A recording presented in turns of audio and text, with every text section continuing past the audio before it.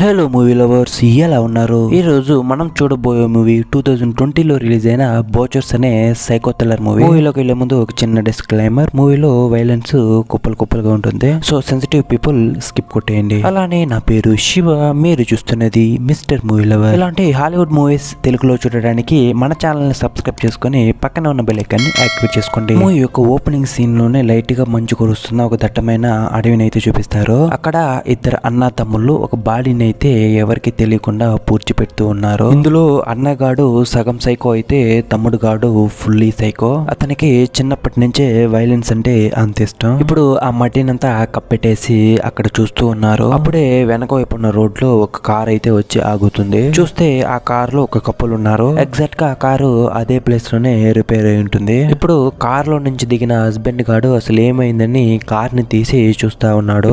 అక్కడికి వచ్చిన ఆ తమ్ముడు సైకో గాడు వాడిని సుత్తితో ఒకే ఏటో వాడు అక్కడే స్పాట్ అవుట్. వాని భార్యని అక్కడి నుంచి అయితే వాళ్ళ ఉన్న ప్లేస్ కి అయితే తీసుకెళ్తారు. మీదట నీకు ఏం కావాలన్నా మేమే అని చెప్పి బయటకు వచ్చి ఆ చనిపోయిన హస్బెండ్ గారిని మటన్ ముక్కలు కొట్టినట్టు కొట్టి ఇసిరి వేస్తున్నాడు. ఇప్పుడు అసలు ఎందుకు వీళ్ళు ఇదంతా చేస్తున్నారు, దీనికి గల కారణం ఏంటి అని చూస్తే ఎగ్జాక్ట్ గా 8 years కు ముందు అన్న వాళ్ళ వైఫ్, వాళ్ళ కూతురు మరియు తమ్ముడు అందరూ కలిసి ఒక మంచి ఫ్యామిలీ అనే చెప్పాలి. ఆ వీకెండ్ కి ఒక వెకేషన్ అయితే ప్లాన్ చేస్తారు. వెళ్తూ ఉన్నప్పుడు దారి మిస్ అయ్యి ఈ స్నో ఫారెస్ట్ లోపలికి అయితే వచ్చేస్తారు. ఇది కూడా రేర్ గా తిరిగే ఒక అడ్వెంచరస్ ప్లేస్ అనే చెప్పాలి. అప్పుడు వాళ్ళ కారు బ్రేక్ డౌన్ అయ్యి ఒక చోట నిలవగా చూస్తే అక్కడ సిగ్నల్స్ కూడా లేవు. అలా 2 రోజులు అవుతుంది. అక్కడికి ఎవ్వరు కూడా రాలేదు. అక్కడి నుంచి నడుద్దామంటే కూడా ఎటువైపు వెళ్ళాలో కూడా తెలియదు. అప్పుడే అటువైపు వెళ్తున్న 2-3 కార్లని లిఫ్ట్ అడుగుతాడు, కానీ వాళ్ళు కొంచెం కూడా హెల్ప్ చేయలేదు. మరోవైపుకి వాళ్ళ పాపకి నీళ్ళ దప్పికైతే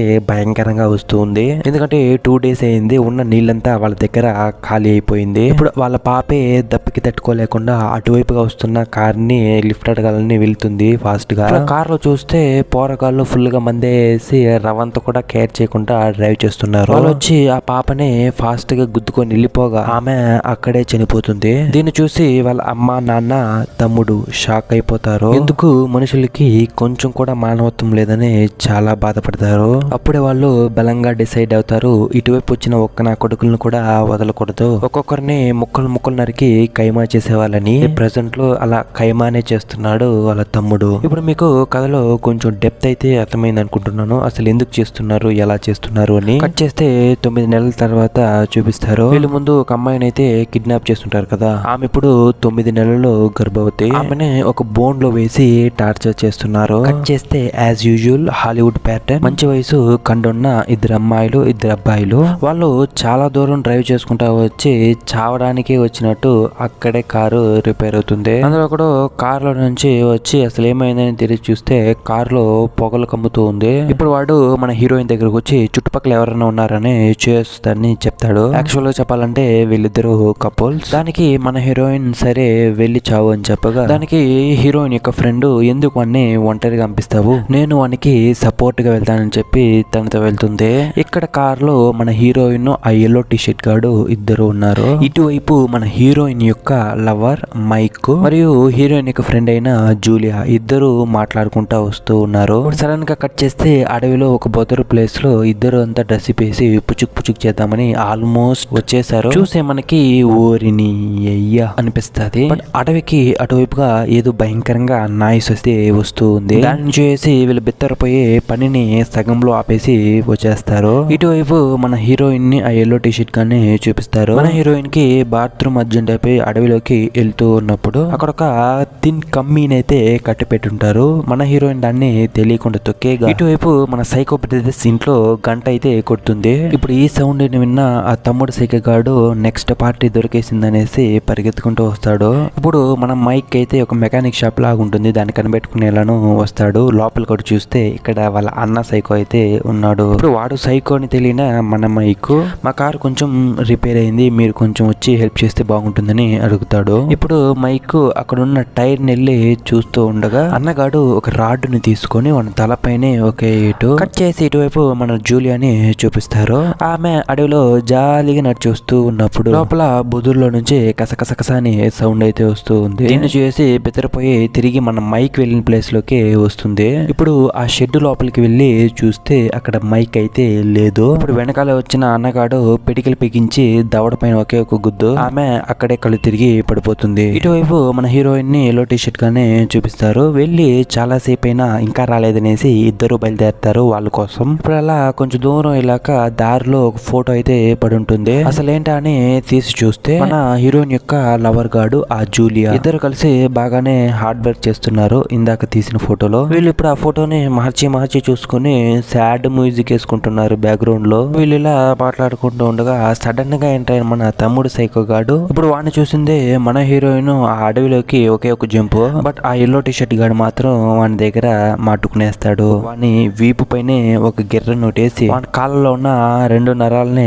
కట్ చేస్తాడు వాడు నడవకూడదు అని. తర్వాత మన హీరోయిన్ ఎత్తుక్కుంటూ అడవిలోకి అయితే వెళ్తాడు. బట్ మన హీరోయిన్ ఎలాగో చెట్ల వెనకాల పుట్ల వెనకాల దాక్కుని తప్పించుకుంటుంది. తిరిగి ఎల్లో టీ షర్ట్ గాడి దగ్గరికి వచ్చిన తమ్ముడు సైకో ఒక రాయిని తీసుకొని వాని తలపైనే పచ్చ అని కుడుతున్నాడు. కట్ చేస్తే ఇటువైపు మన అన్నగాడు వాళ్ళిద్దరిని ఎత్తి కారులో వేసుకొని ఇంటికి వస్తూ ఉన్నాడు. అప్పుడు హీరోయిన్ వాని కార్ని చేసి ఎవరో మంచోడు అనుకుని ఆపండి హెల్ప్ చేయండి అని అడుగుతుంది. ఇప్పుడు అన్నగాడు కార్ ఆపి ఆమెని ముందర ఎక్కించుకొని వెళ్తాడు. బట్ ఆమెకి వెనకాల వీళ్ళిద్దరూ ఉన్నది తెలియదు. తర్వాత మన సైకో గాళ్ళ ఇంటికి వచ్చిన మన హీరోయిన్ అక్కడున్న ల్యాండ్ లైన్ ద్వారా పోలీసులకు కాల్ చేయాలని చూస్తుంది. బట్ కాల్ అయితే కలవటం లేదు. అప్పుడు అక్కడ అంటించున్న ఫొటోస్ అంతా చూసి వాళ్ళు చనిపోతుంది. అలా షాక్ లో తిరిగి చూస్తే సైకో అన్నగాడు ఇలా గన్ను పెట్టుకొని నిల్చొని ఉన్నాడు. ఇప్పుడు ఆమెను పిలుచుకొని కార్ లో ఉన్న ఆ జూలియాని తీసుకొచ్చి అక్కడే ఇద్దరును వేసి కట్టేస్తాడు. ఇప్పుడు ఆ తమ్ముడు సైకో గాడు